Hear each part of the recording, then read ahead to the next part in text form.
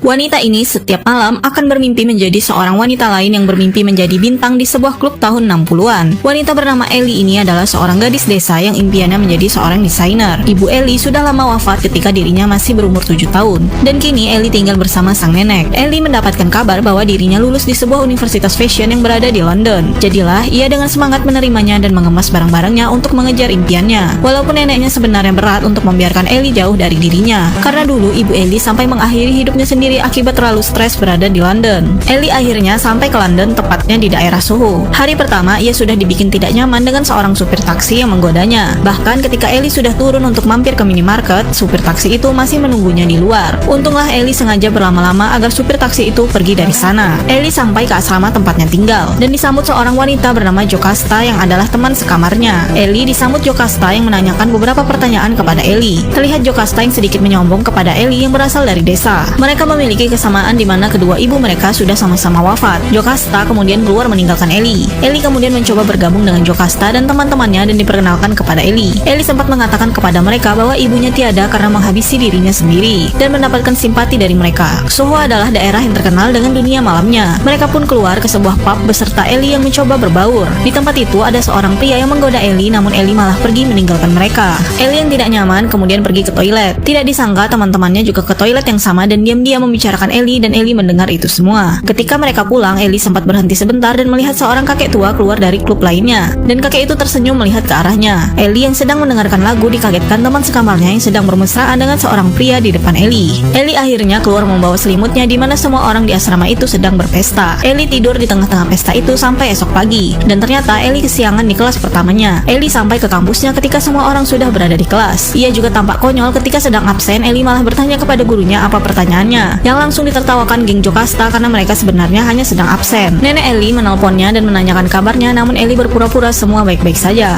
Ia tidak sengaja melihat sebuah iklan ada kamar kos khusus wanita yang kosong berada di daerah Soho. Jadilah Ellie pergi ke sana menemui pemilik rumah yang bernama Ibu Collins. Ia dibawa Ibu Collins berkeliling rumahnya dan menunjukkan kamar tuanya. Namun Ellie tidak masalah karenanya daripada harus tidur bersama kamar sekamarnya yaitu Jocasta. Ibu Collins melarang Ellie untuk membawa laki-laki ke kamar ini. Ia juga mengingatkan Ellie sudah beberapa orang mencoba tinggal di kamar ini namun tidak ada yang betah. Tapi Ellie yakin dirinya akan baik-baik saja. Malam tiba dan Ellie sudah menempati kamar barunya. Ketika ia tidur ada yang aneh. Ellie terbangun di sebuah lorong yang membawanya ke daerah Soho namun di tahun 60-an. Ellie masuk ke sebuah tempat hiburan dan ia disambut seorang pria yang menawarkan melepaskan jaketnya. Tapi ketika Ellie melihat ke cermin, ia melihat sosok wanita cantik berambut pirang dengan gaun pink di sana. Apa sebenarnya yang sedang terjadi? Saksikan di part selanjutnya.